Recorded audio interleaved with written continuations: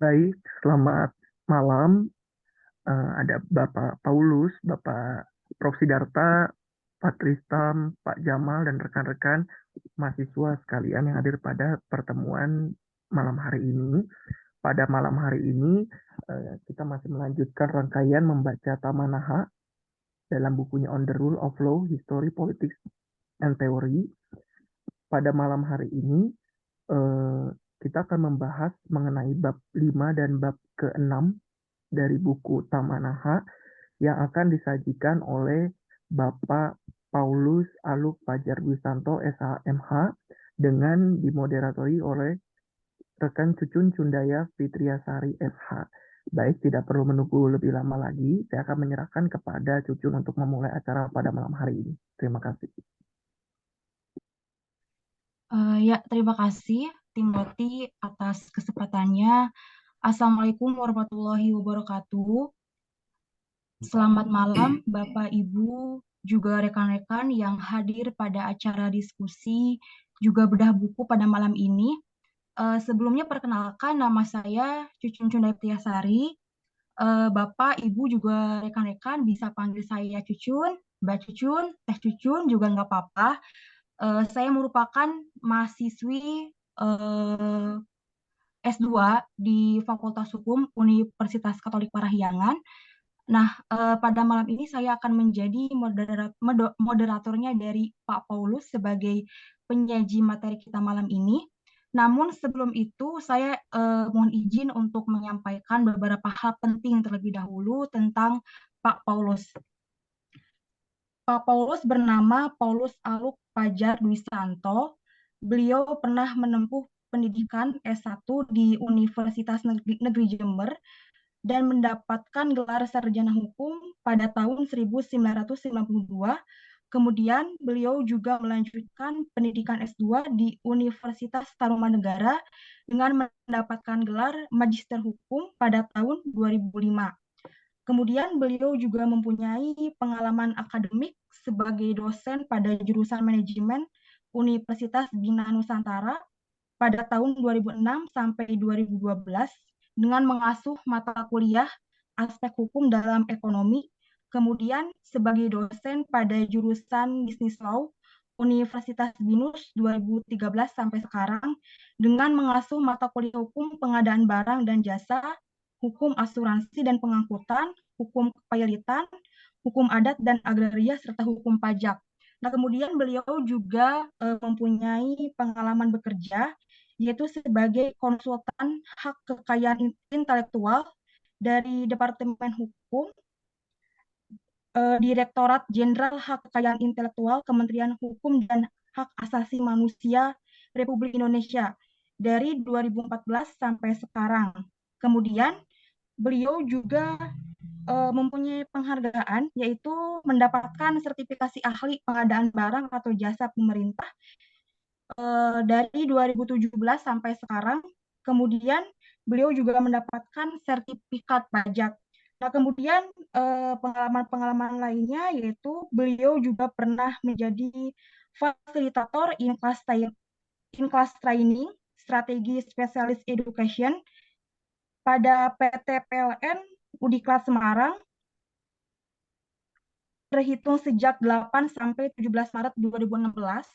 Kemudian beliau juga sebagai fasilitator in class training strategi spesialis education pada PT PLN Udiklat Suralaya terhitung sejak 31 Oktober sampai dengan 8 November 2016. Nah, itu beberapa hal penting tentang Pak Paulus gitu ya. Nah, Bapak Ibu dan teman-teman yang sudah hadir pada diskusi sekarang akan membahas tentang konservatism dan radical left encourage decline yang masih merupakan bagian dari buku Tamanaha yang berjudul On the Rule of Law, History, Politics, Theory. Nah, untuk itu supaya kita tidak berlama-lama, langsung saja saya persilahkan kepada Pak Paulus untuk memaparkan materinya. Silakan Pak. Oke, saya share screen sendiri ya. Sebentar. Saya aja yang share screen Pak. Oh gitu. Oh sudah Saya ya, stop ya. sudah di share screen ya. Oke.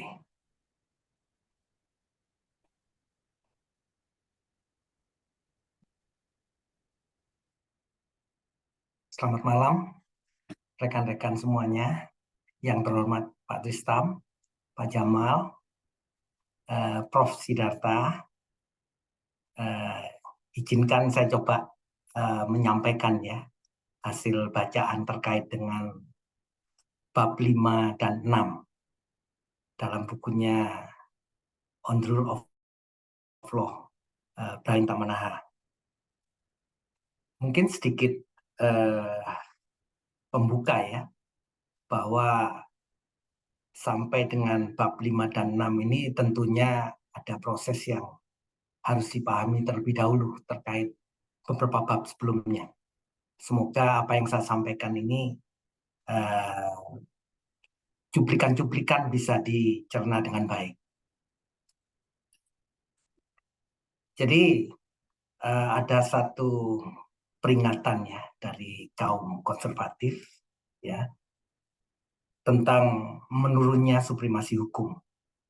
Dimulai pada akhir abad ke-19 dan berlanjut sampai dengan akhir abad ke-20, muncul peringatan keras. Nah, ini berulang-ulang bahwa terjadi satu kemunduran supremasi hukum.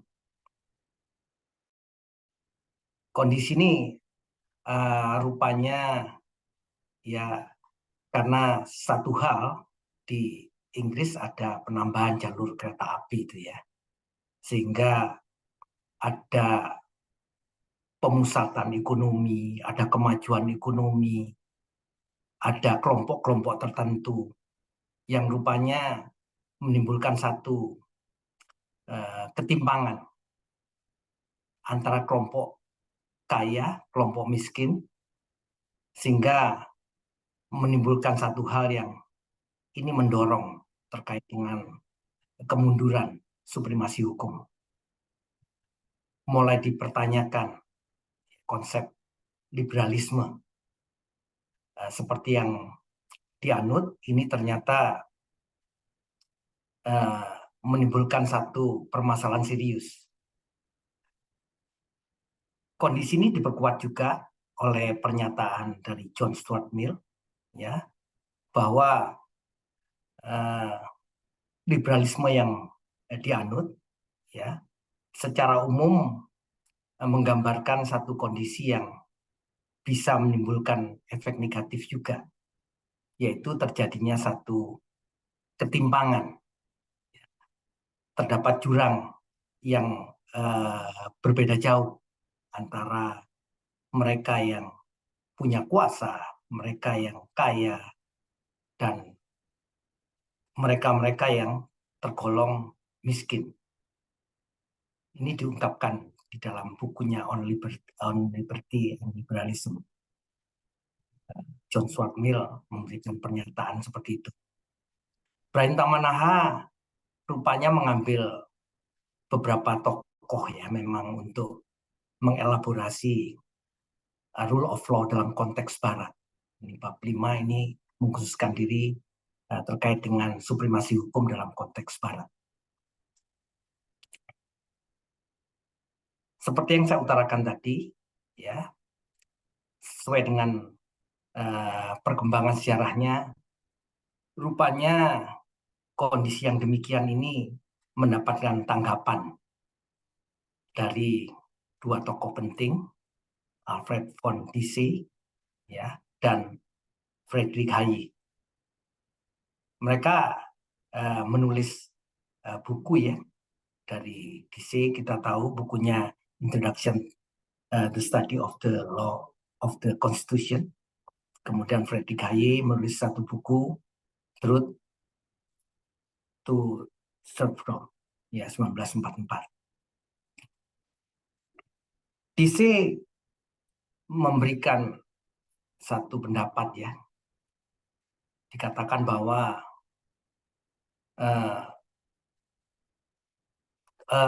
konteks liberalisme di sini adalah hukum adalah penguasa tertinggi, semua harus tunduk pada hukum. Ya, jadi secara umum itu yang dikatakan oleh beliau. Penggunaan wewenang diskresi oleh pejabat pemerintah untuk memberikan pembatasan pada individu tidak sejalan dengan supremasi hukum. Kebijaksanaan dan hukum bagi DC bersifat bertentangan. Ini yang dikemukakan. Jadi sebetulnya ini pertarungan klasik antara konsep liberal dan sosialis. Di konsep liberal memang diserahkan sepenuhnya kepada mekanisme pasar, ya. Terjadi perbedaan yang mencolok antara peran pemerintah dan swasta. Swasta hanya mengambil peran yang sedikit. Jadi kondisi itu rupanya tidak berjalan mulus apa yang dikemukakan oleh DC, karena ada perkembangan baru terkait dengan satu konsep negara kesejahteraan sosial. Ya, ini yang menggerus supremasi hukum nantinya, ya. Karena negara kesejahteraan sosial ini ada peran pemerintah yang lebih, peran negara yang lebih, ya, untuk mengatasi hal-hal yang saya katakan tadi sebagai kesenjangan, ya, untuk menutupi kesenjangan. Kondisi ini menurut DC dikatakan bahwa ini bisa menggerus supremasi hukum. Artinya kebebasan individu bisa terkurangi karena ada turut campur negara di dalam hal ini. Ya, konsep liberalis itu menyerahkan semuanya kepada mekanisme pasar yang mereka dibiarkan secara alamiah bersaing, ya. Ini yang tentunya mendapatkan kritik tajam, ya, dari kelompok sosialis, karena pada dasarnya kesetaraan itu tidak mungkin seragam, ya. Ada kondisi-kondisi yang bisa jadi secara alamiah mereka terlahir di keluarga kaya, mereka punya bakat tertentu, ya, mereka punya kekuasaan tertentu yang tentunya sangat berbeda pada saat melakukan satu proses bergening, ya, tawar-menawar di area yang sifatnya pasar terbuka. Negara kesejahteraan sosial rupanya menjadi perhatian khusus, ya, oleh DC, bahwa ini harus diperhatikan agar supremasi hukum tidak terkurangi. Kita lihat berikutnya ada Friedrich Hayek, ya. Ini juga sama, ya, intinya bagaimana liberalisme ini tetap terjaga, ya. Beliau memperingatkan tentang bahaya dari peningkatan peran pemerintah dalam ekonomi dan masyarakat. Ia berpendapat bahwa ketika pemerintah mengambil kontrol atas sebagian besar aspek kehidupan ekonomi, hal ini dapat mengancam kebebasan individu. Karena pemerintah cenderung mengambil keputusan yang mengikat individu dalam struktur yang terpusat. Ini yang ditakutkan, ya, karena inti dari asas liberalisme bisa terkurangi karena peran pemerintah yang kuat, tersentral, ya, bahkan dikatakan bisa terjadi otoritarianisme. Hayek menekankan pentingnya hukum yang jelas dan konsisten dalam melindungi hak individu. Ia berpendapat bahwa peraturan yang dapat diprediksi adalah kunci untuk melihara kebebasan dan mencegah pemerintah dari penyalahgunaan kekuasaan. Pernyataan dari Hayek ini terasa tidak konsisten, ya, karena hal yang sudah dicanangkan bahwa konsepsi yang dikemukakan related dengan satu konsep yang ini, ya, yang kita katakan sebagai civil law, ya. Jadi ditekankan tertulis, namun pada akhirnya kita lihat, ya, terjadi satu hal yang tidak konsisten. Namun pada ujungnya dikoreksi, ya, oleh Hayek. Dia kembali, ya, bahwa hukum itu ditemukan, bukan dibuat. Hukum itu yang paling aman ya jika modelnya adalah satu putusan-putusan pengadilan yang paling fleksibel. Itu ya, ada kecenderungan yang dia nggak konsisten dengan pendapatnya. Berikutnya mengarah ke ketahanan negara kesejahteraan sosial. Rupanya satu keadaan konsep liberalisme yang menimbulkan ketimpangan sosial. Ada jurang yang terlalu dalam antara si kaya dan si miskin. Ya, orang-orang yang punya kuasa dan orang-orang yang terpinggirkan ini karena dibiarkan mereka berkompetisi secara bebas, ya, kebebasan individual yang dijunjung tinggi, ternyata menimbulkan efek yang mendapatkan tekanan ya dari kelompok yang mengedepankan ketahanan negara kesejahteraan sosial.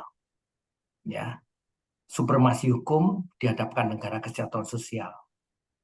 Negara-negara barat yang liberal menghasilkan regulasi ekonomi dan sosial yang menangani serangkaian permasalahan kompleks. Ya, mulai kita lihat seperti pengendalian polusi, pelindungan konsumen, serta kesehatan dan keselamatan di tempat kerja, yang mengarah pada penggunaan standar diskresi yang bersifat terbuka. Ya, banyak kebijakan-kebijakan yang diambil. Kebijakan-kebijakan ini tentunya adalah kebijakan-kebijakan yang berpihak ya pada masyarakat yang terpinggirkan tadi, masyarakat miskin tadi yang kalah dalam persaingan. Ya, ini ada regulasi-regulasi yang demikian. Ya, sehingga negara kesejahteraan sosial ini tetap eksis ya, memperoleh dukungan.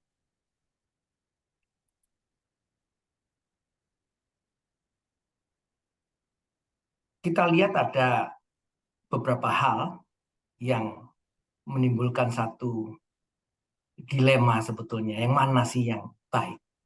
Ya, apakah konsep liberalis ataukah konsep sosialis yang diidentikan dengan kelompok sayap kanan dan kelompok sayap kiri? Liberalis tentunya membuat satu argumentasi yang cukup kuat ya, di mana kebebasan individu ini dijunjung tinggi. Semua orang sama, punya kesempatan berhasil juga, punya kesempatan merubah dari kondisi kemiskinan menjadi sebaliknya ya, menjadi kelompok kaya, menjadi kelompok yang diperhitungkan, menjadi kelompok di atas ya, menjadi kelompok yang berpengaruh ya.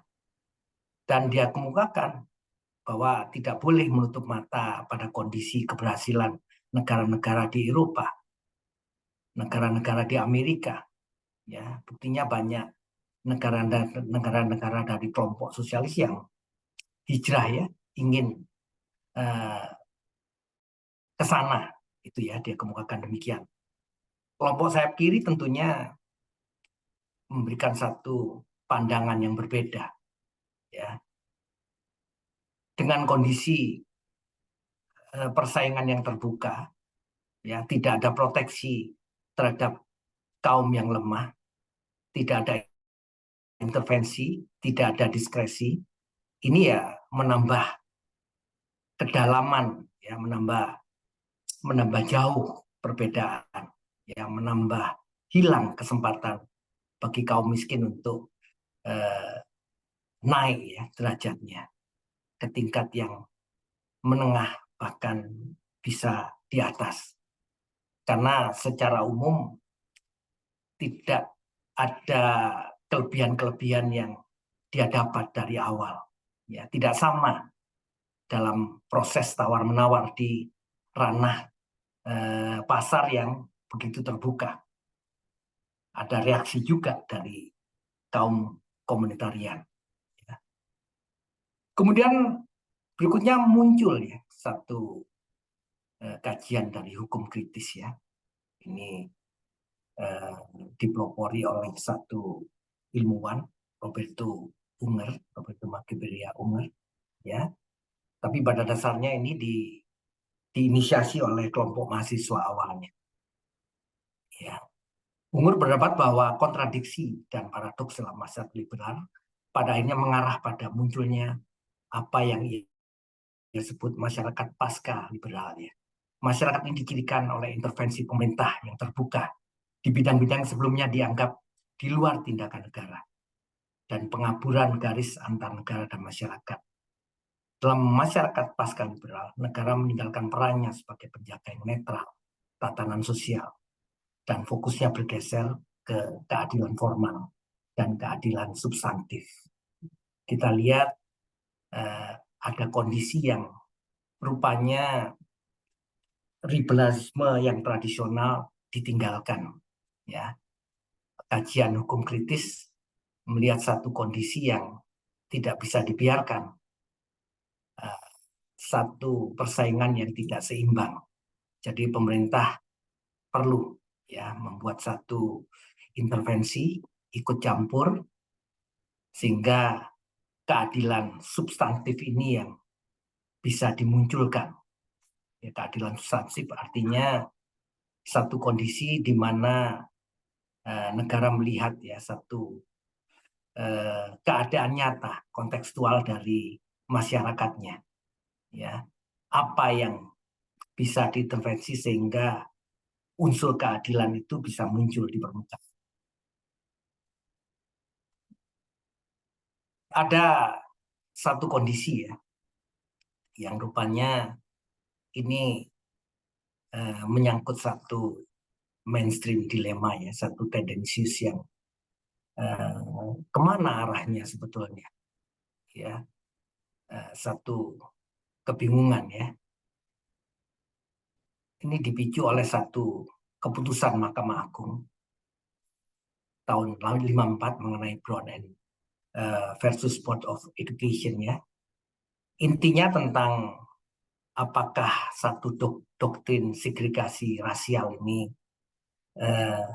harus diikuti ya, satu kondisi, satu aturan yang sudah lama terjadi di negara Amerika. Ya, ada satu kasus yang rupanya segregasi rasial ini akhirnya ya satu kondisi yang memperbolehkan ya, ya ada katakanlah apa ya pendekatan yang sifatnya rasial ini diizinkan, ya, ada diskriminatif lah ya. Ini kondisi ini dipatahkan dengan keputusan Mahkamah Agung yang tidak mengizinkan lagi ya satu segregasi rasial. Itu ya satu putusan yang menggugurkan ya doktrin ini.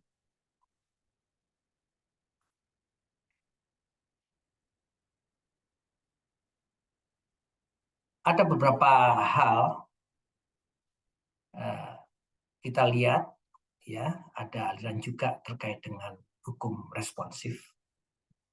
Ada Ronald Dworkin, ada Philip Nonnet, dan Philip Zelznick ya. Dia coba memunculkan satu ide ya tentang hukum responsif. Ciri khas dari hukum responsif adalah pencarian nilai-nilai implisit dalam peraturan dan kebijakan. Di bawah rezim hukum responsif, sistem menjadi lebih berorientasi pada hasil, bukan hanya berorientasi pada aturan. Ya, ini juga menunjukkan bahwa satu liberalisme modern ya, yang coba menginsersi ya, memasukkan hal-hal yang sifatnya orientasi pada hasil ya, bukan hanya aturan yang dilihat, tetapi secara umum konteksnya juga diperhatikan.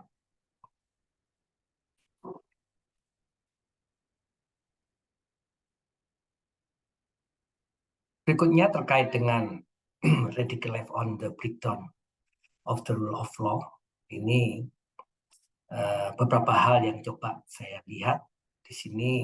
Di dalam area peradilan, hakim semakin diminta menerapkan standar terbuka seperti konsep keadilan, itikat baik, kewajaran.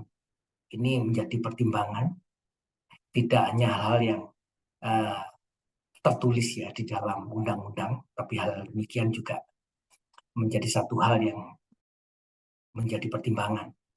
Ini yang rupanya bisa menjadi keluhan juga bagi aliran liberalis nantinya.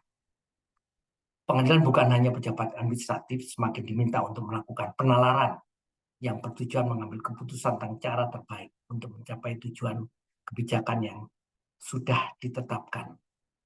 Karena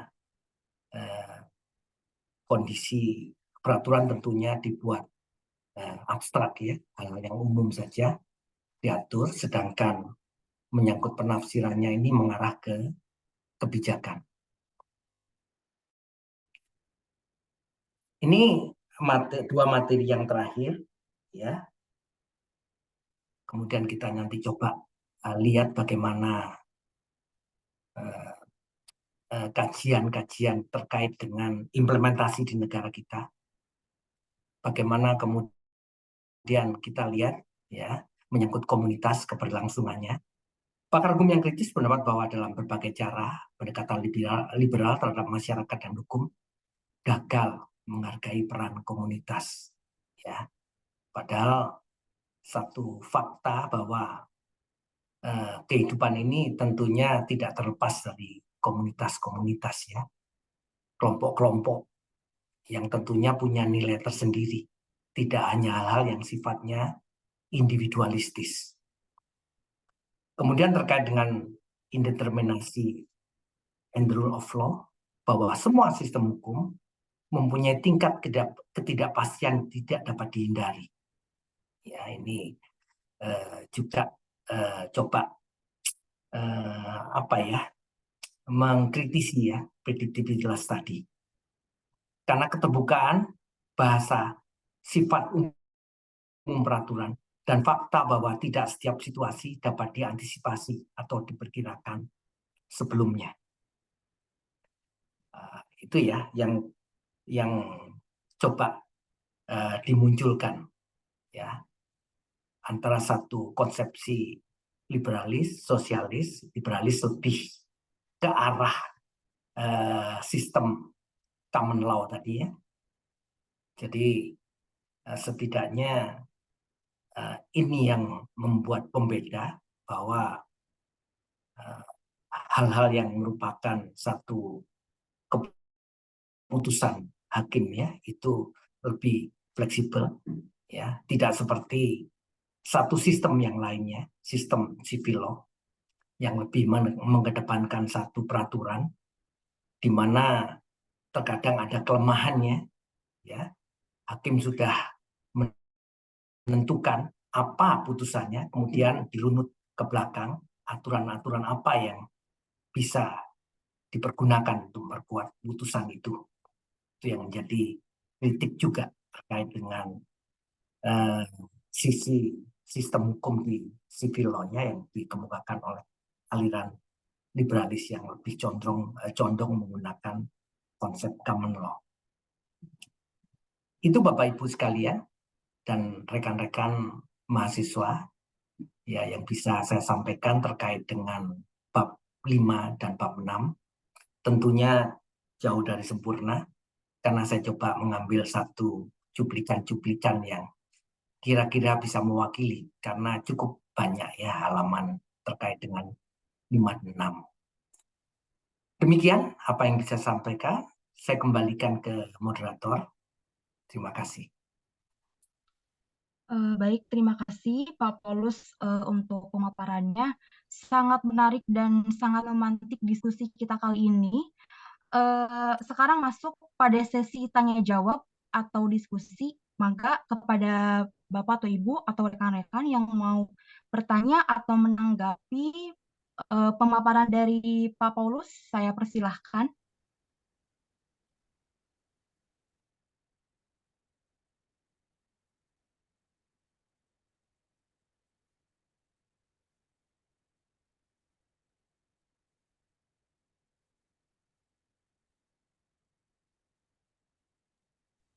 Mangga dari teman-teman mahasiswa, barangkali ada yang mau ditanyakan.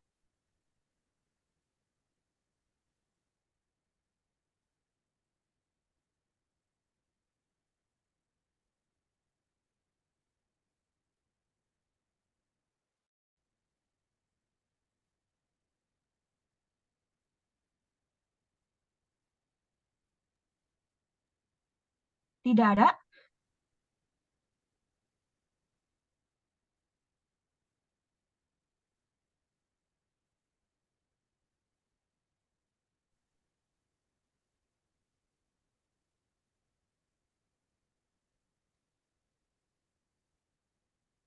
Oke, Kalau mungkin ya, kalau kita silakan. geser ke konteks negara Indonesia ya, sebetulnya tarik-menarik antara konsep liberalis dan sosialis ini belum selesai ya.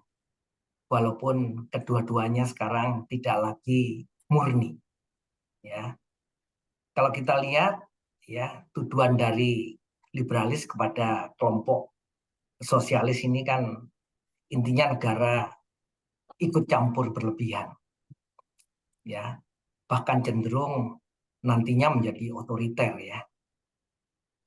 Itu yang terjadi ya, dalam segala hal negara ikut mengatur ya. Kita geser Indonesia sebetulnya bagaimana sih ya, kelompok liberalis ya, dalam pandangan kelompok sosialis ini kebebasan individual diberikan secara berlebihan, sehingga satu efek negatif yang bisa ditimbulkan adalah jurang ya, ketimpangan yang muncul antara si kaya dan si miskin ya. Orang yang memang menguasai bidang-bidang tertentu ya, dia meyakini akal sehat, rasio ya, dia meyakini kemajuan teknologi, sehingga monopoli ya menjadi hal yang biasa ya. Mereka yang miskin ini ya, itu punya kesempatan juga ya. Indonesia mengarah ke yang mana ya, liberaliskah, sosialiskah ya. Walaupun kita menempatkan diri sebagai negara yang bersandar kepada satu konsep welfare state ya, negara kesejahteraan, lebih ke sosial. Tapi praktek-praktek yang muncul kita lihat ya, seperti apa sih sebetulnya, itu juga boleh menjadi satu kajian yang coba memantik ya, konsep pertempuran yang klasik sebetulnya antara konsep sosialis dan liberalis.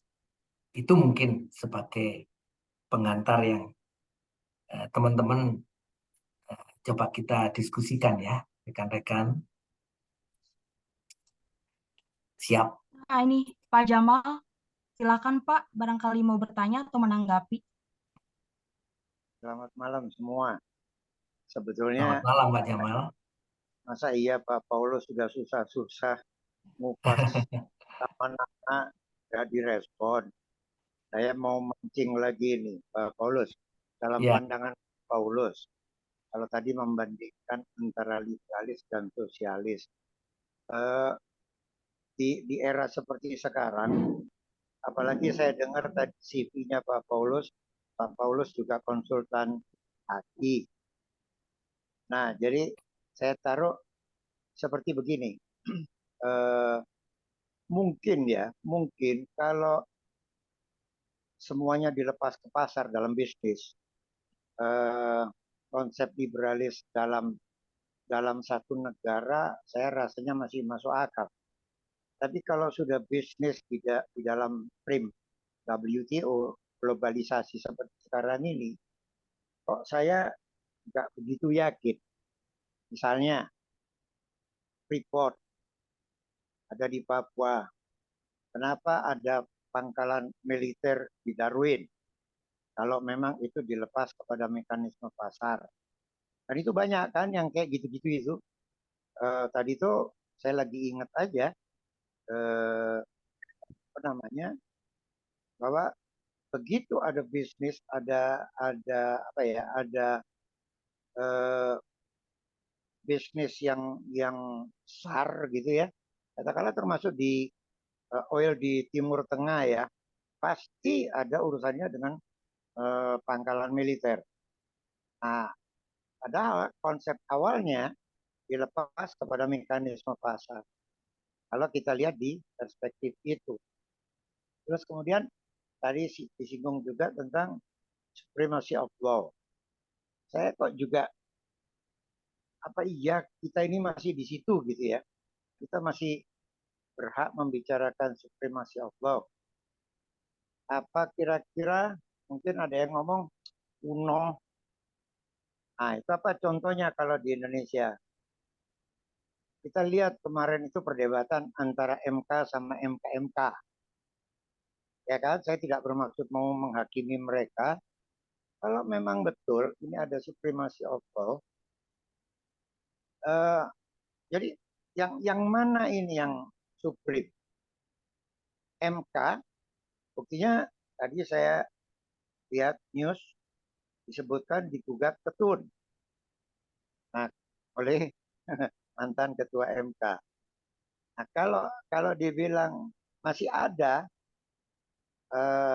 kenapa putusan MK masih kita pertanyakan? Padahal itu dua hal yang berbeda ya. Yang satu ngomong hukum, yang satu ngomong etik. Jadi seolah-olah dihadap-hadapkan antara hukum dan etik. Tanyanya mana yang supreme. Jadi ini hal-hal menarik. Kita lihat sekarang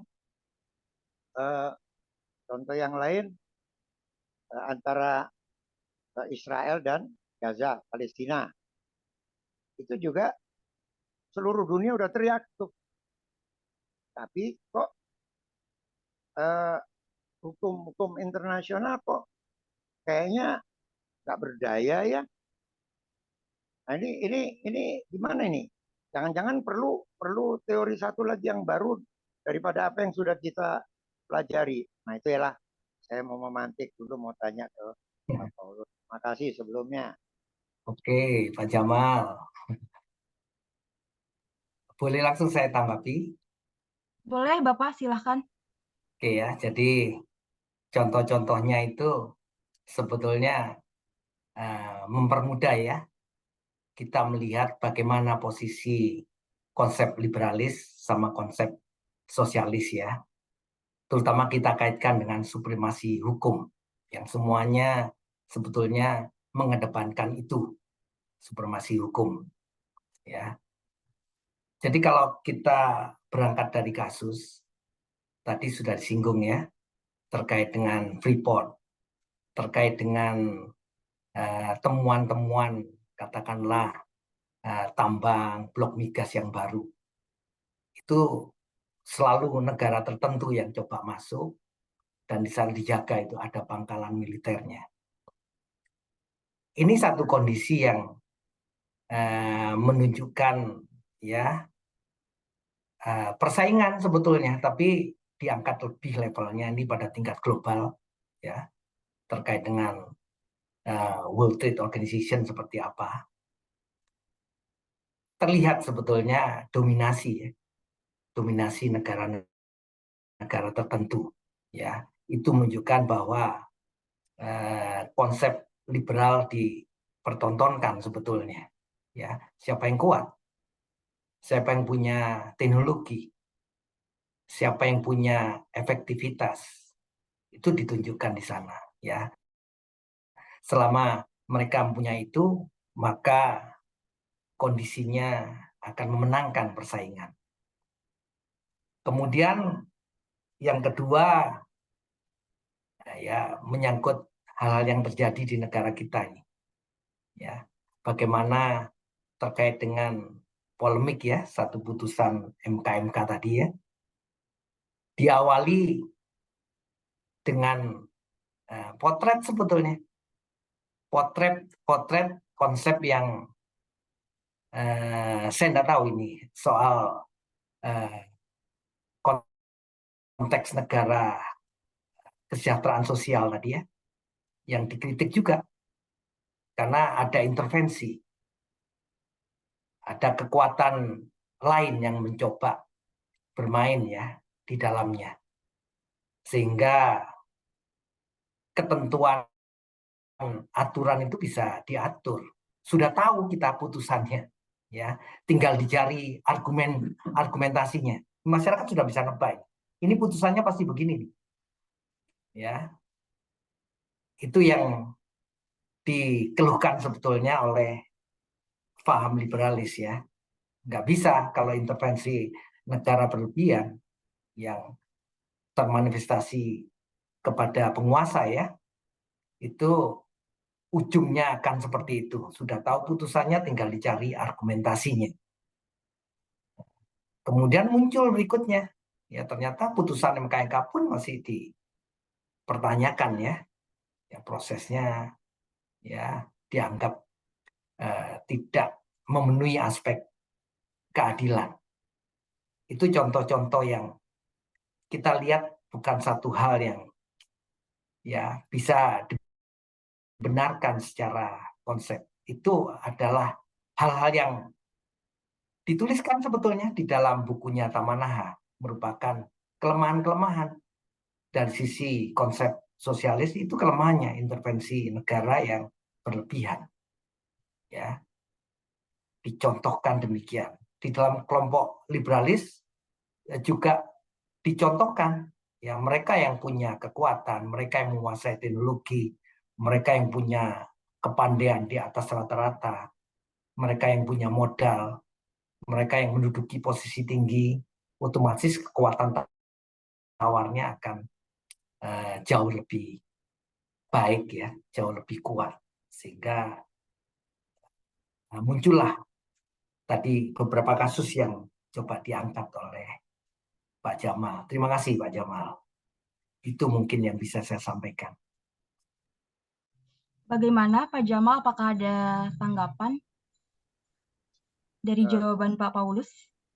Ya, sementara iya dulu aja lah. Mungkin yang lain lah. Oh iya. Terima kasih Pak Jamal. Maka ya yang lain barangkali ada yang mau bertanya lagi. Silahkan.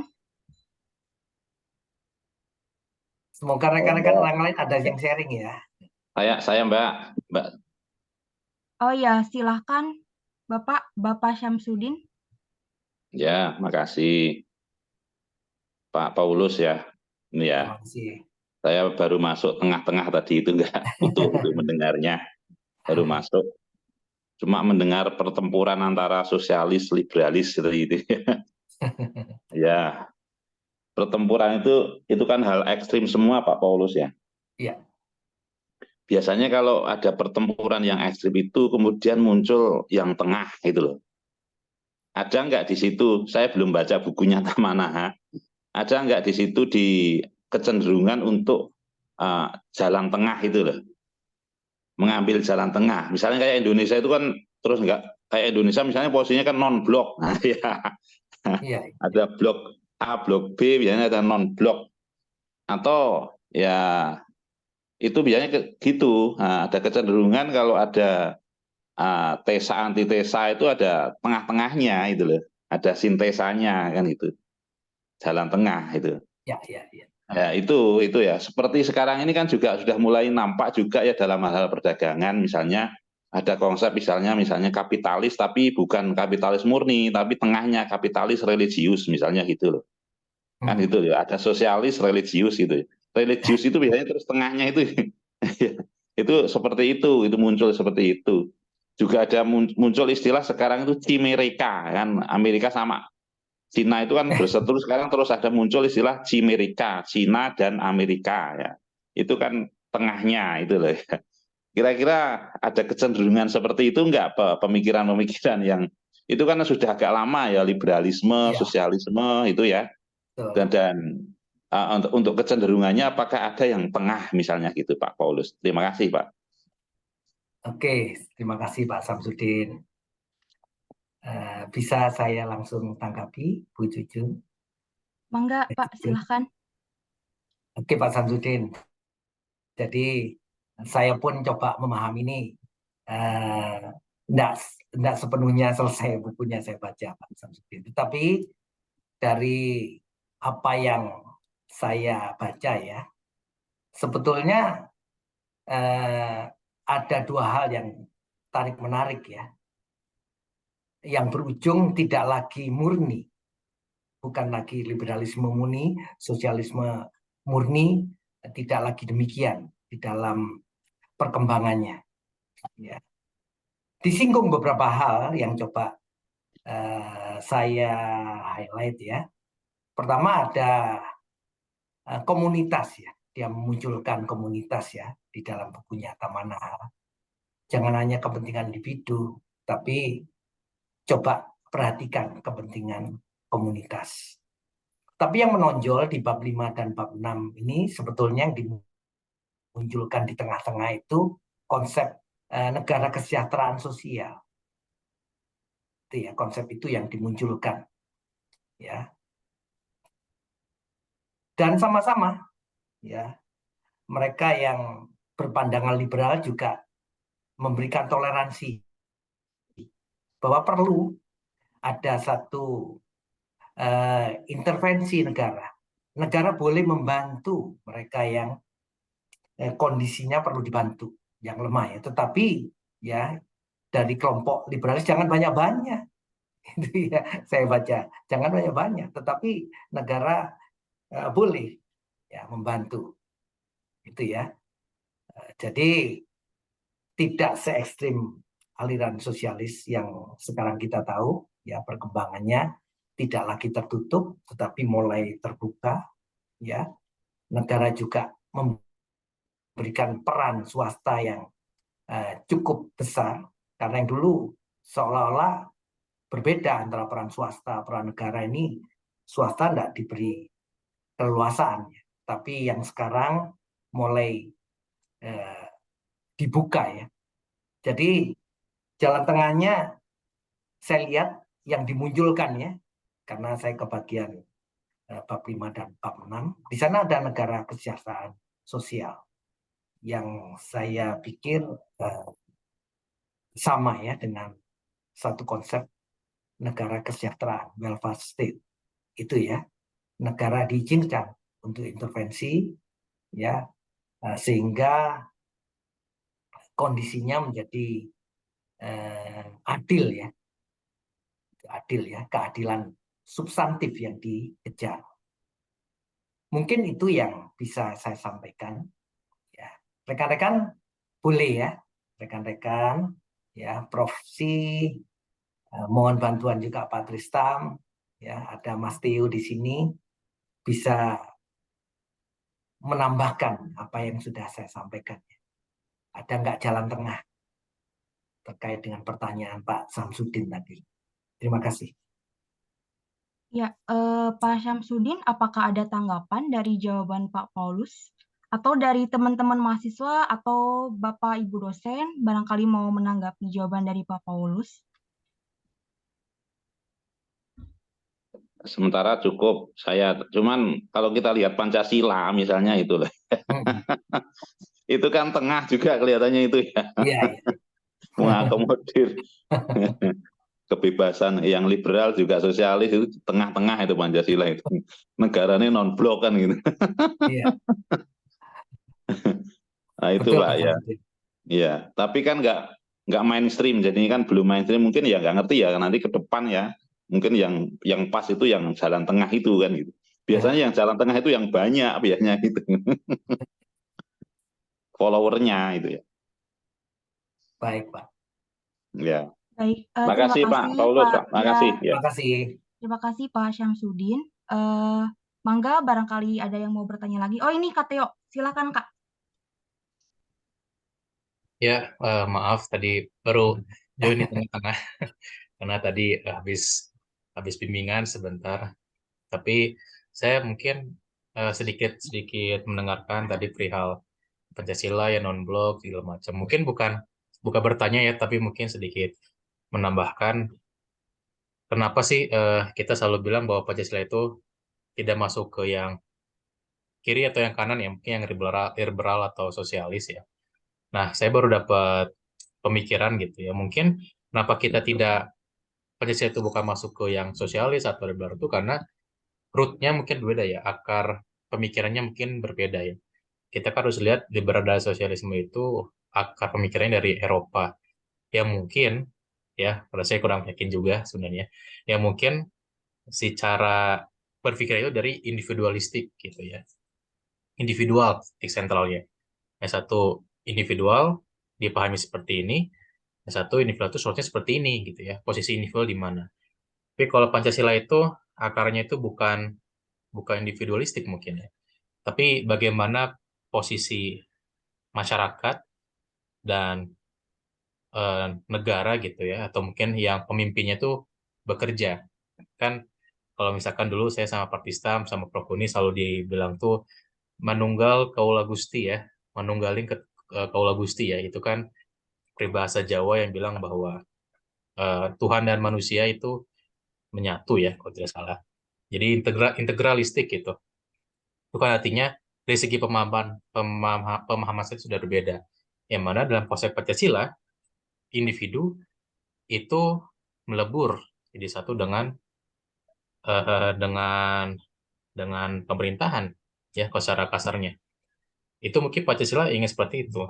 Jadi kenapa kita berbeda ya sama sosialis sama liberal mungkin seperti itu karena akar pemikirannya berbeda.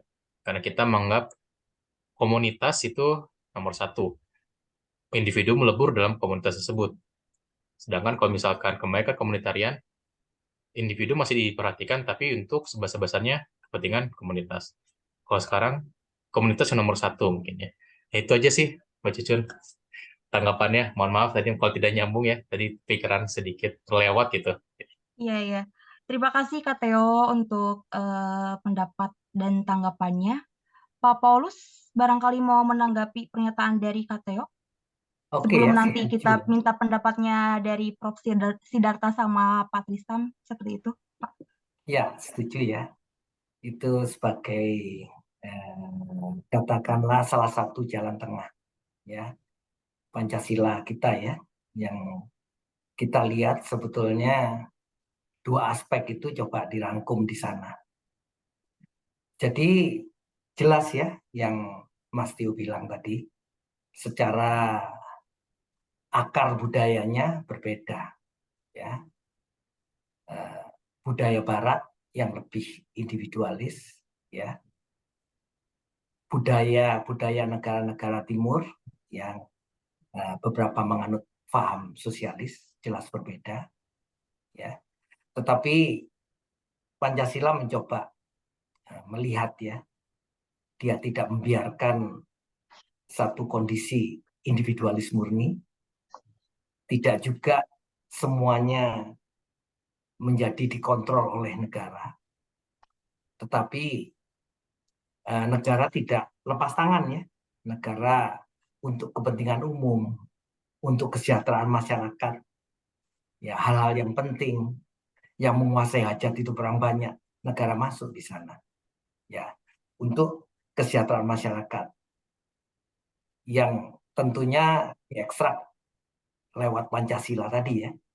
Kalau kita jabarkan lebih jauh, itu akan nampak sebetulnya, ya bagaimana konsep pasal 33 itu menunjukkan keikutsertaan negara di dalamnya, ya negara hadir untuk hal yang sifatnya kalau ini dikuasai oleh individu bisa menjadi powerful, ya bisa mengendalikan, ya bisa bahaya juga seperti yang dikemukakan kemarin ya minggu yang lalu. Bagaimana kalau posisi pengusaha ini bisa lebih kuat dari negara? Ya, dia bisa mengontrol, menjadi masalah ya. Karena bagaimanapun juga orientasinya menjadi berbeda. Ya, profit oriented untuk dirinya sendiri. Tapi kalau negara masih mengambil peran di sana, ya, maka peruntukannya adalah untuk kepentingan masyarakat sebesar-besarnya. Setuju ya apa yang disampaikan oleh Mas Tio ya, yang dipicu oleh Pak Samsudin tadi bahwa benar ini jalan tengah. Terima kasih. Baik, terima kasih Pak Paulus atas tanggapannya. Gimana Kak Teo? Ada tanggapan lagi? Tidak, Cucun. Mangga. Oke, sekarang mungkin kita langsung aja ya ke Prof. Sidarta sama Pak Tristam untuk menyampaikan pendapatnya gitu. Pak Tristan dulu mungkin bisa. Oh iya, Pak Tristam silahkan.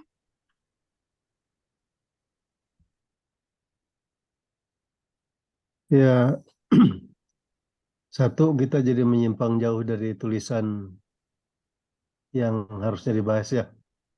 Padahal Paulus, tapi itu gara-gara Paulus pasti ya. Karena dia tiba-tiba bawa ke konteks Indonesia. Dan pertanyaannya melebar ke Israel dan seterusnya hukum internasional tidak bekerja. Nah, ini saya menanggapi aja hukum internasional ya. Hukum internasional tidak bekerja seperti hukum nasional jelas. Karena hukum internasional itu kurang lebih anarkikal. Tidak ada otoritas seperti di dalam hukum nasional.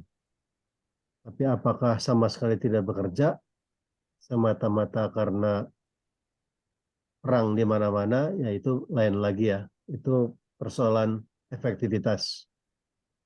Nah, kembali ke realistic legal theory atau yang ditulis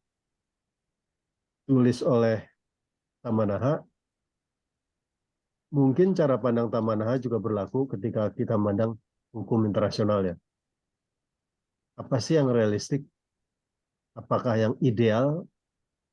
Atau kita terjebak kemudian dasain jadi dasolen ya? Nah, apa yang terjadi diterima sebagai wajar, kemudian kita terima saja sebagai sesuatu yang benar dan baik. Nah, itu mari kita pikirkan. Itu aja komentar cepatnya. Terima kasih. Baik, terima kasih Pak Tristam untuk pendapatnya. Bagaimana Pak Paulus? Apakah ada tanggapan? Ya, betul Pak Tristan. Sepertinya memang agak keluar nih dari eh, konteks bukunya Tamanaha ya. Jadi eh, apa yang sudah disampaikan oleh Pak Tristam ya itu benar ya. Tadi dipicu oleh pendekatan kasus sehingga bahasanya melebar. Tapi sebetulnya masih pada ranah mempertanyakan tentang satu konsep liberalis dan sosialis, ya, di mana mereka sama-sama sebetulnya menjunjung satu supremasi hukum, ya, hukum ditempatkan sebagai panglima, ketentuan harus diikuti, itu masih kita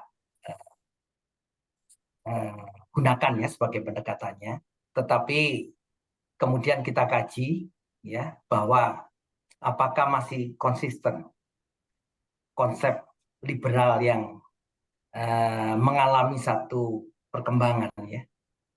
Apakah konsep sosialisme itu masih bertahan di dalam satu kondisi yang tradisional ya, tetapi di dalam perkembangannya kan enggak demikian ya.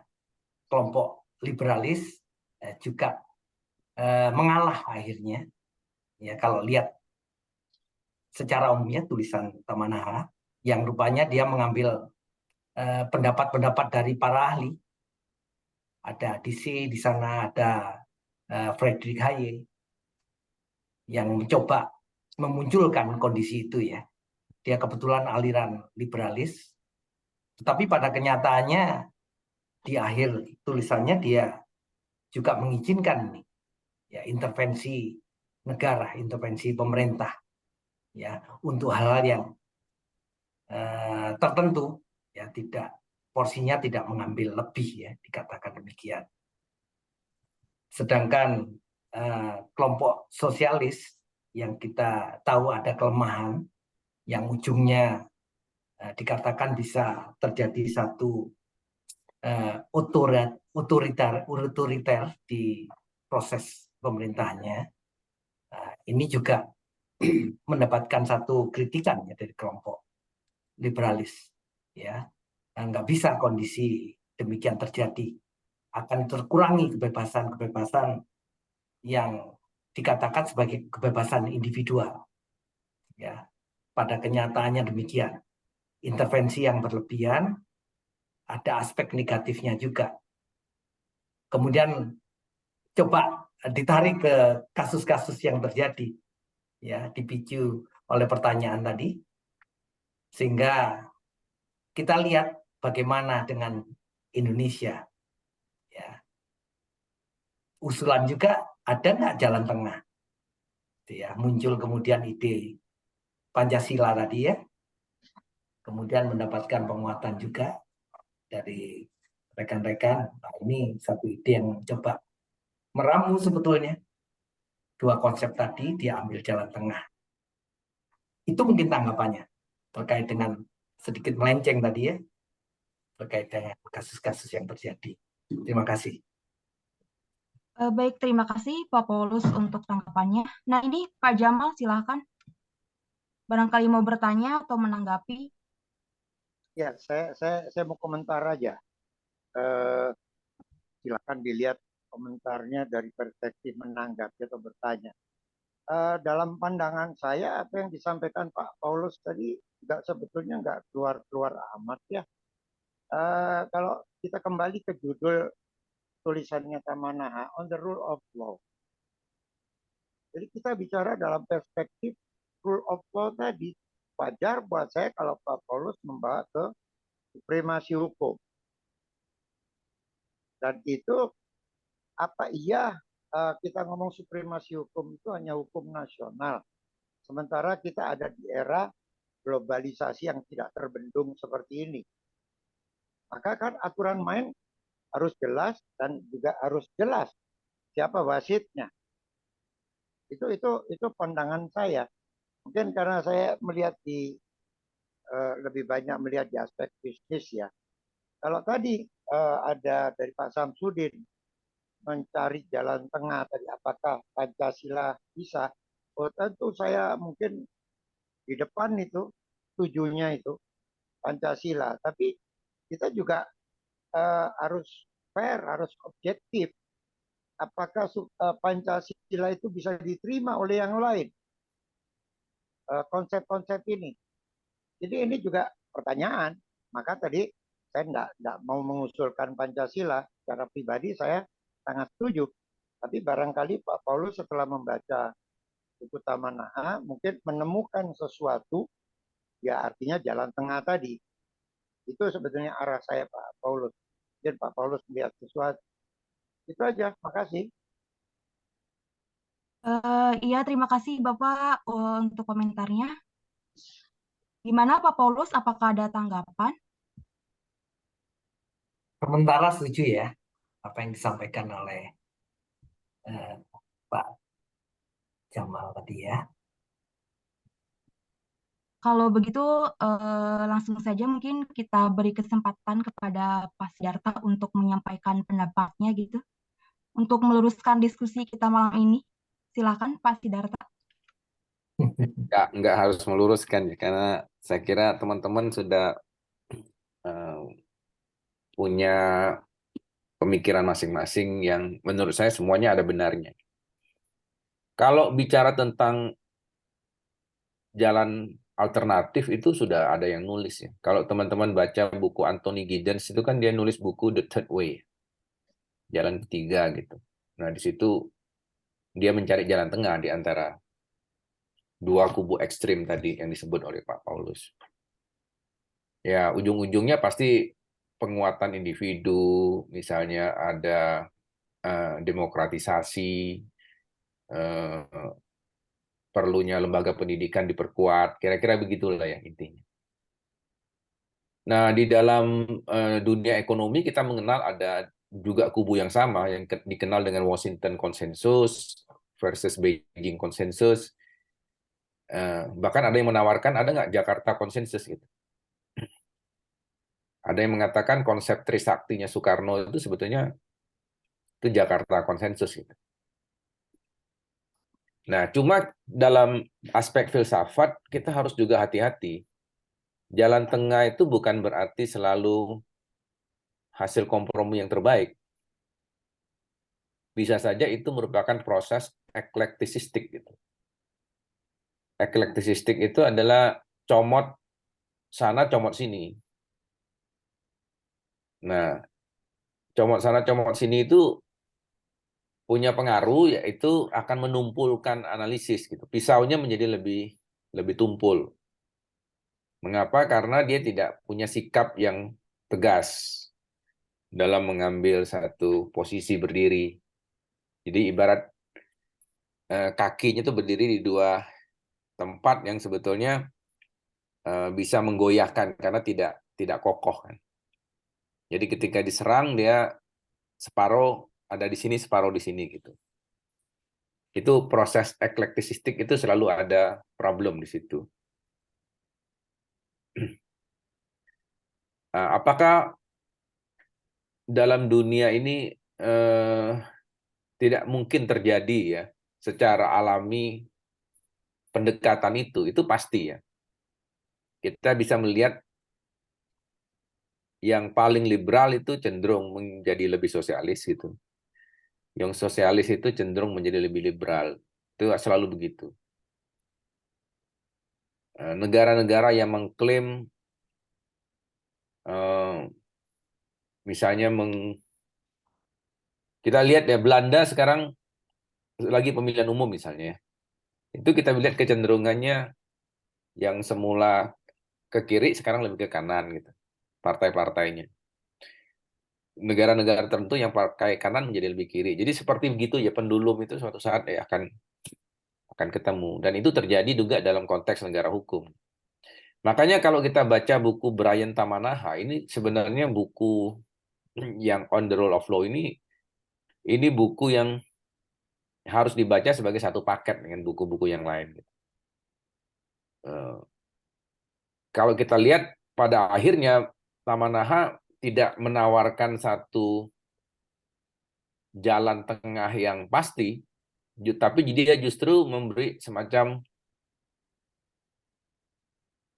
model gitu. Ada 6 model itu. Sehingga kita bisa mengidentifikasi sendiri kita sebetulnya sedang ada di model yang mana. Saya kira Indonesia ini mungkin secara formal itu kuat ya. Artinya kita secara formal memposisikan diri kita sebagai negara hukum gitu. Cuma lemahnya secara substansial. Secara substansial belum terisi negara hukumnya. Nah, idealnya kan harusnya formalnya juga bisa bukan hanya secara formal maksud saya, tapi juga secara substansial harus diisi gitu. Jadi tidak hanya mengklaim sebagai negara hukum, tapi dalam prakteknya sebenarnya yang muncul itu justru negara kekuasaan ya. Seperti itu. Kita masih menunggu saya kira bab-bab selanjutnya Pak Paulus ya. Karena kalau bab yang ini yang baca kelihatannya Bapak masih memetakan landasan besarnya gitu dari aspek filosofis dari negara hukum itu. Ada banyak ciri dari negara hukum itu yang secara tradisional orang lekatkan kan. Antara lain misalnya adanya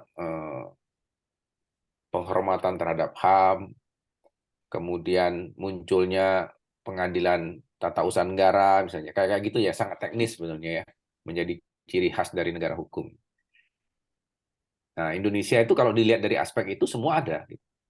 Undang-undang dasar kita mengklaim sudah memuat landasan hak asasi manusia. Kita punya Komnas HAM, bahkan punya Komnas Perempuan, Komnas Perlindungan Anak, banyak sekali yang terkait ke itu. Peradilan tata usaha negara kita juga sudah ada gitu. Jadi banyak ya dari aspek-aspek itunya tuh sebenarnya secara formal sudah terpenuhi semua. Tapi kita masih tetap menganggap oh ternyata sekarang muncul tuduhan oligarki misalnya. Itu kan menunjukkan ada semacam gradasi yang paradoks gitu. Di satu sisi kita mengklaim secara formal sudah terpenuhi, tapi secara substansial dipertanyakan orang. Belum lagi kalau kita bicara negara hukum dikaitkan dengan peran negara tadi gitu ya. Kan harusnya negara hukum itu menunjukkan ada keseimbangan dari peran negara. Negara itu kan sebenarnya memerankan peran sebagai penjaga public interest. Nah, sebagai penjaga public interest, dia itu mengharmoniskan antara dua kepentingan besar kan, yaitu kepentingan individu dengan kepentingan sosial. Nah, ini teorinya Roskupon sebetulnya yang menarik itu. Jadi dia membagi kepentingan itu kan ada individual interest, public interest, social interest. Kalau individual interest itu kan sangat pragmatis kepentingannya. Sementara yang ideal itu kepentingan sosial gitu, jangka panjang, generasi yang akan datang itu kan sosial. Nah, negara kan harus bermain meniti bui di antara dua kepentingan itu. Mana yang harus didahulukan? Kadang-kadang itu sangat situasional gitu. Kadang-kadang dalam kondisi tertentu dia harus lebih pragmatis, tapi dalam kondisi tertentu dia bisa lebih idealis gitu, memegang peranan. Misalnya kita mengenal sekarang ini ada isu tentang lingkungan ya, bagaimana terjadi pemanasan global segala macam. Nah itu kan harusnya kepentingan sosial gitu yang diutamakan. Tapi negara kan kadang-kadang juga harus perhatikan bagaimana kebutuhan masyarakat yang kurang beruntung itu dipenuhi. Harga-harga yang makin naik, segala macam itu dua kepentingan kan, yang kadang-kadang paradoks lah. Negara hukum itu memang harus menjamin itu gitu. Jadi intinya saya mengatakan tidak mungkin ada satu formula yang utuh ya. Satu formula yang bisa mengatakan itulah satu model negara hukum yang pas untuk semua, seolah-olah satu size untuk semua gitu. Nggak bisa. Tamanaha akhirnya sampai pada kesimpulan ada 6 model gitu yang dia tawarkan. 6 tawaran model negara hukum. Tidak pernah ada satu. Yang disebut dengan the third way tadi ya tidak pernah muncul ternyata. Nah, sebagai ininya, exercise-nya kita bisa lihat, coba BUMN aja. Badan Usaha Milik Negara itu kan kepanjangan tangan dari negara kan, dalam menjaga kepentingan sosial dengan kepentingan individu.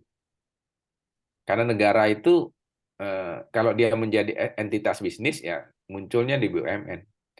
Nah, BUMN di Indonesia itu modelnya kayak apa? Dia menjalankan model negara, menjalankan wajah negara hukum yang kayak mana coba? Nggak jelas. Kapan misalnya BUMN kita itu menjadi public service? Ya, kapan dia harus profit oriented coba? Susah. Harusnya kan dua itu dijalankan, dimainkan dengan manis gitu. Nah itu nanti dijelaskan oleh tadi Pak Paul singgung. Kadang-kadang dalam kondisi tertentu negara itu intervensi melalui BUMN itu intervensi terhadap pasar. Dia bisa mempengaruhi harga malah. Misalnya coba membangun fasilitas infrastruktur, kadang-kadang negara intervensi. Asumsinya karena itu dibutuhkan oleh masyarakat kan. Jadi di-cut begitu. Swasta malah nggak berperan, negara yang berperan gitu, untuk mengambil alih. Padahal itu kue yang harusnya dibagi ke swasta. Tapi BUMN mengambil porsi itu. Nah, bagaimana membaca itu? Kita dalam kondisi kebingungan. Jadi ketika kita mengklaim Pancasila kita itu ada third way, tapi third way kita itu kadang-kadang tidak jelas itunya. Saya nggak menyebut jenis kelamin ya, tapi ininya apa ya? Kemasannya itu nggak jelas. Tengah yang mana? Tengah rada ke kanan atau tengah rada ke kiri? Ya memang ujung-ujungnya dia sangat situasional tadi. Ada situasi tertentu yang membuat negara harus bisa bermain di meniti bui itu. Nah, kalau kita pakai teori kepentingan tadi, memang begitu tugas negara. Kadang-kadang dalam situasi tertentu dia lebih mementingkan kepentingan sosial sebagai pemegang kepentingan publik ya. Kadang-kadang dia turun ke bawah, lebih mengangkat kepentingan individu. Mungkin itu sekedar tambahan sih sebenarnya. Mudah-mudahan ini bisa menjadi arah kita untuk lebih membaca lebih mendalam ya bukunya Tamanaha, sehingga sampai nanti ke kesimpulan kita bahwa beliau menawarkan tidak satu model negara hukum. Saya lebih cenderung melihatnya ujungnya lebih ke rezim hukum ya daripada ke negaranya gitu. Kalau kita kan kesannya negara Indonesia kita ingin patok, oh pegang satu negara hukum. Ternyata kalau kita lihat itu enggak, lebih ke aspek hukum. Jadi ketika kita bermain di wilayah hukum misalnya wilayah hukum investasi, mungkin negara hukum kita harus lebih beda dengan ketika kita dalam hukum keluarga misalnya. Model negara hukumnya jadi lebih coraknya lebih beda. Itu saya kira lebih fair ya melihatnya. Kan kalau dalam hukum keluarga kan negara hukum kita menjadi lebih konservatif kan. Kita lebih mencegah supaya misalnya peran keluarga itu menjadi inti gitu. Itu kan sangat konservatif. Bahkan agama menjadi sangat berperan dalam hukum keluarga kita. Tapi kita menjadi sangat liberal ketika kita bicara hukum investasi gitu ya. Itu kan model negara hukum yang sedikit agak lebih terbuka gitu. Lebih memungkinkan ada intervensi dari eksternal terhadap sistem investasi di negara kita. Kita lebih open. Itu kan menunjukkan pendulum dari negara hukum kita itu bisa sangat bergeser gitu. Itu kira-kira dari saya. Terima kasih Pak Paulus. Terima kasih teman-teman. Ya, terima kasih Pak Sidarta. Oh ya, ini ada Pak Jamal. Silakan Pak Jamal. Iya, saya penasaran sama Prof. Sidarta ini. Terus terang Prof, saya sendiri dihadapkan sama kepusingan dengan kondisi apa yang kita bahas sekarang ini. Kebetulan saya mengampu mata kuliah haki dan juga kepailitan. Itu yang betul-betul membuat saya juga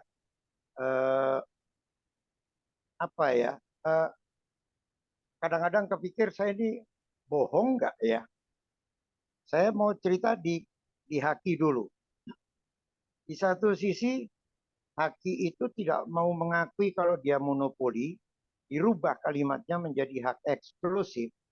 Padahal kita berhadapan dengan posisi dominan dalam undang-undang persaingan usaha. Itu satu hal di rezim haki. Di rezim kepailitan, tadi Prof. Sidarta contohnya tepat sekali itu. BUMN. BUMN ini kira-kira dia jenis kelaminnya apa? Di BUMN itu dikatakan dia bisnis, B. Tapi di balik itu ada G. Nah, pada saat kita di komunitas global, ada persoalan-persoalan pada saat si kreditor itu mau mempilotkan atau mau mengeksekusi harta debitur pilot tadi. Nah, di BUMN ada di kita ya di Indonesia, karena BUMN itu Indonesia, dikatakan aset negara tidak boleh disita. Nah, ini soal-soal yang akhirnya menjadi pertanyaan besar. BUMN jelas badan usaha milik negara, tujuannya profit. Tapi begitu dia rugi, politik bermain, ditangkap karena dianggap merugikan keuangan negara. Nah, ini kan jadi perlu diperjelas, kita nggak bisa lari lagi dari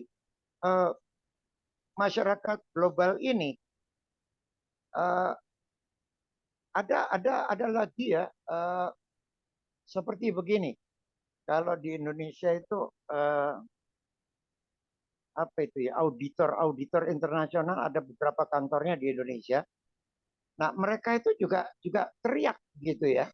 Karena Indonesia tidak ratifikasi INSOL. INSOL itu bagian dari UNCITRAL. Nah, ini akhirnya menjadi politik yang bermain, bukan hukum. Nah, menjadi pertanyaan besar sekarang ini supremasi Allah ini di mana ini adanya ya? Nah, tadinya melalui diskusi ini barangkali Prof. Siddhartha tadi itu sebut third way, walaupun saya sendiri juga mengakui apa yang dikatakan Prof. Siddhartha itu tidak gampang menuju ke situ, tapi ideal itu kan boleh dong dibahas. Barangkali kita bisa satu saat kita akan sampai ke sana karena kita ini bagian daripada komunitas internasional. Tanggapannya, Prof. Makasih. Ya, terima kasih Pak Jamal atas tanggapannya. Mungkin Pak Paulus mau menanggapi dulu pendapat dari Pak Siddhartha. Oke, ya. Jadi tadi kalau Pak Siddhartha sih penjelasan ya, artinya apa yang dijelaskan oleh Prof. Ya setuju. Tetapi memang ini lebih jauh lagi nih. Moga-moga tidak terlalu jauh menyimpangnya ya bahasan kita. Ya, karena coba diangkat tadi BUMN. Ya, kemudian Pak Jamal menambahkan lagi ada kasus terkait dengan intellectual property. Ini bagaimana? Ya, karena intellectual property kalau kita ngomong IP ya, ini muaranya pasti Eropa, Amerika. Pemegang intellectual property, terutama paten itu ada di sana. Ini tidak bisa dikatakan monopoli, tetapi coba dikatakan hak eksklusif ya. Ya, itu cerminan dari negara liberal. Siapa yang menguasai teknologi, maka dia akan menguasai ya terkait dengan katakanlah economic right-nya, hak ekonominya. Itu sebetulnya cerminan ya, dari konsep liberalis, individualis, eksklusif, ya dimiliki sendiri. Orang lain kalau mau menggunakan kapasitas intelektual kita, kemampuan intelektual kita harus bayar. Temuan-temuan karya cipta kita, temuan teknologi kita harus bayar. Itu konsep individualis sebetulnya. Ya, tidak bisa lagi dimiliki secara bersama. Ya, berbanding terbalik dengan keadaan di Indonesia ya. Kadang-kadang kalau orang-orang Indonesia itu ya kita bisa lihat di Bali misalnya, ini seringkali dipakai contoh ya. Temuan-temuan karya mereka dicontoh orang lain senang. Ya, tidak dikomersialisasikan, menjadi hak komunal kadang-kadang ya. Lukisan batik ditiru orang suka jadi hak komunal. Rame-rame motifnya sama. Kalau di luar itu menjadi kekayaan individualis ya. Didaftarkan ya kalau itu menyangkut paten. Meroleh perlindungan hukum secara internasional demikian. Gitu ya. Menyangkut BUMN menarik tadi ya. Ya, tidak jelas. Ditambahkan lagi bagaimana ini? BUMN kan mayoritas bentuknya PT, perseroan terbatas. Ya, PT seperti apa? Jenis kelaminnya apa gitu ya? Kalau PT ya undang-undang PT dong acuannya. Tetapi karena ada aspek keuangan negara, jika terjadi salah pengelolaan, ada muncul kerugian keuangan negara di sana, malah kasus perdatanya menjadi pidana. Itu ya, dimunculkan juga oleh Pak Jamal tadi ya. Nggak bisa demikian. Gitu ya. Harus ikut ketentuan internasional seperti apa. Disinggung juga kepailitan tadi ya. Kebetulan kita belajar hal yang sama Pak Jamal. Ya, kepailitan bagaimana? Ya, apakah nantinya jika terjadi satu persisian dan kondisi BUMN itu merugi, nggak bisa dilelang asetnya. Jadi pertanyaan juga. Ya, kadang-kadang kita ambil hal yang secara umum kita benarkan ya, padahal secara konsep internasional ya harta pilot itu bisa disita ya, bisa disita karena lelang secara umum. Itu tanggapannya. Ya. Mungkin nanti diperjelas oleh Prof. Sidarta ini, apa yang saya sampaikan. Mohon maaf ini sedikit kemana-mana ya kajiannya. Ya, terima kasih Pak Paulus atas tanggapannya. Mungkin ini tanggapan untuk Pak Sidarta sekaligus Pak Jamal ya Pak ya? Ya. Mungkin mangga Pak Sidarta barangkali ada tanggapan lagi sebelum nanti kita ke Pak Jamal gitu. Ya, ini banyak sebenarnya bisa nanggapi. Ada Prof. Samsudin juga tadi ya. Saya kebetulan tadi baru ketemu dengan beliau diskusi. Kalau kita lihat misalnya apa yang disampaikan oleh Pak Jamal tadi itu kan memperkuat analisis kita bahwa negara hukum itu akhirnya harus bervariasi gitu. Karena tiap rezim hukum itu ternyata menawarkan model negara hukum yang berbeda-beda. Dan selalu ada kompromi di situ. Hak kekayaan intelektual itu kan menunjukkan komprominya. Secara individu, ada yang disebut dengan private monopoly. Private monopoly itu monopoli privat. Jadi pemegang hak kekayaan intelektual itu memang dianggap dia layak untuk diberi monopoli, tetapi sebagai komprominya, monopoli itu harus dibatasi dalam jangka waktu tertentu. Idealnya, jika hak itu berkaitan dengan kepentingan sosial yang luas, maka perlindungan haknya harus lebih singkat. Tapi kalau tidak, dia harus bisa lebih panjang. Jadi kita membandingkan misalnya hak cipta dengan paten. Paten itu kan terkait ke teknologi yang bisa dimanfaatkan orang banyak. Jadi komprominya negara harus melindungi jangka waktu yang lebih singkat untuk paten. Jadi orang itu punya hak untuk mendapatkan monopoli, private monopolinya itu jangan terlalu lama gitu. Kenapa? Karena teknologi itu ditunggu oleh orang banyak.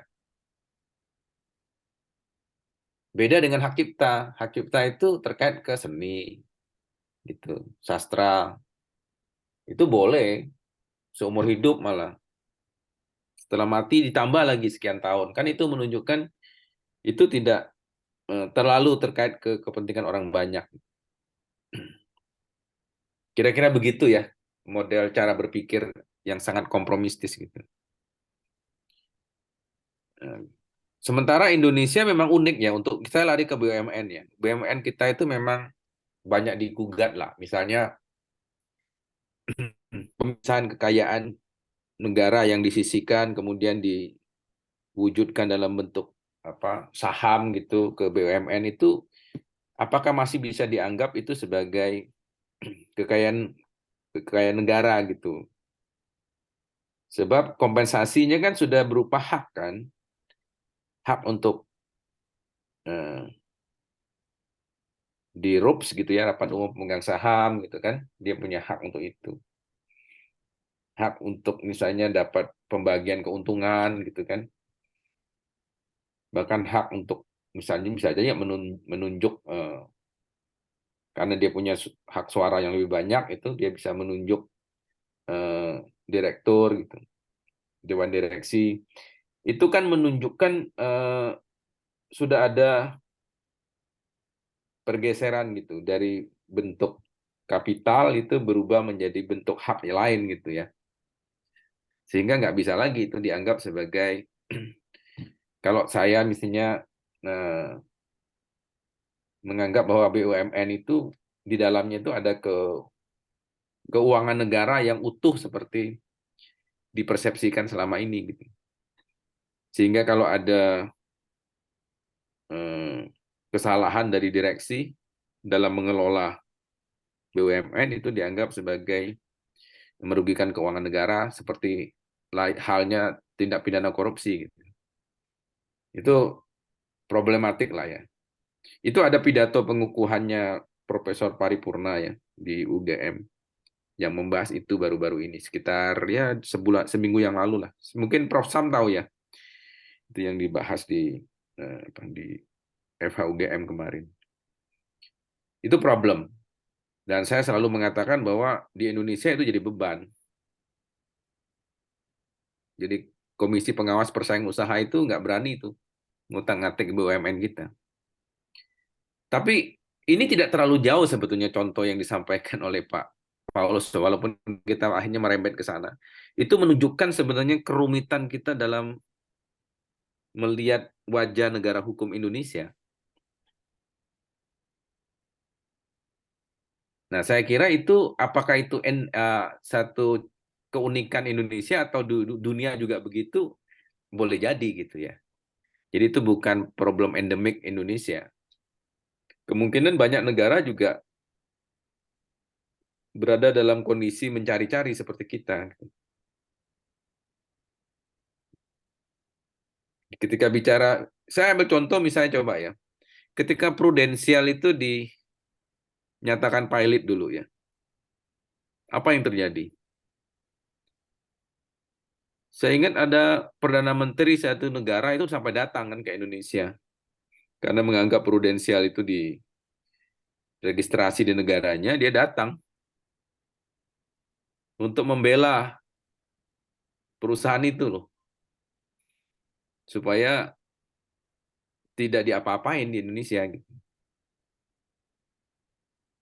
Nah, kita model kayak gitu nggak? Saya nggak tahu ya. Kita harusnya model kayak gitu. Jadi kalau kita ada perusahaan swasta sekalipun itu diutak-atik di satu negara, itu negaranya harus bela.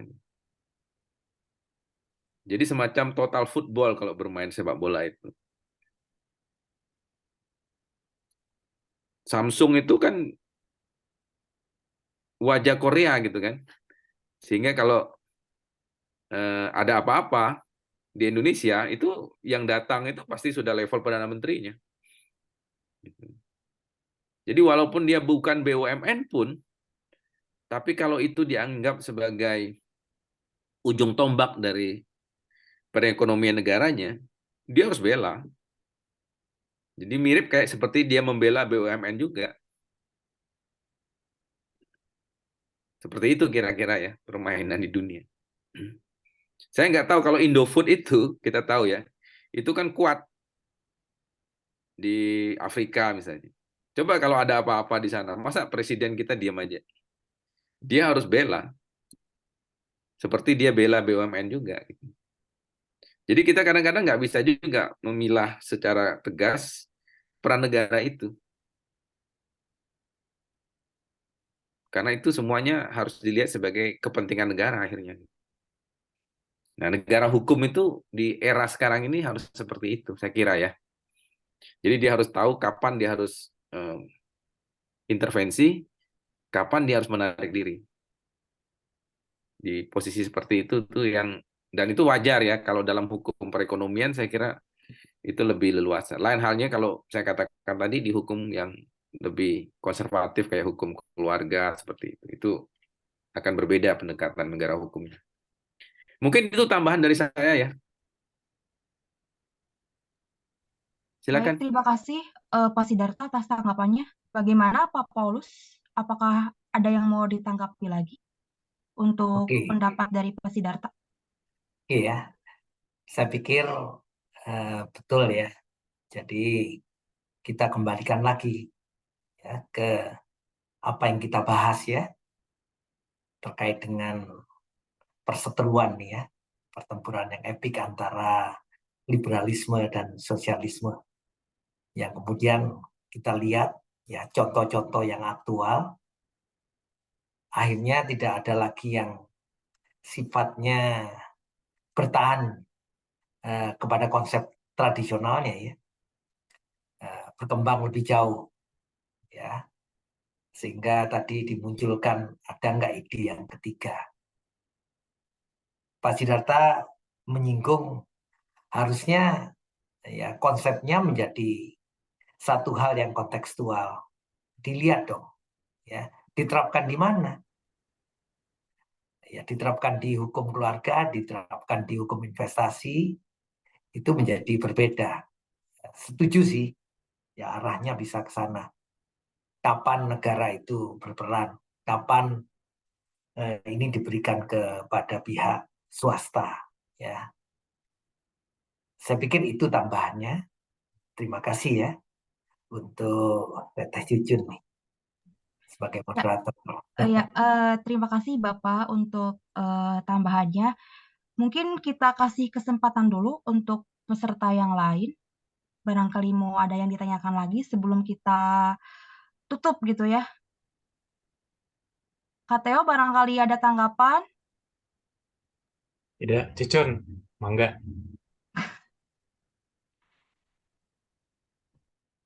Mungkin dari Pak Tristam ya? Sudah live Faktistamnya, Cucun. Oh iya.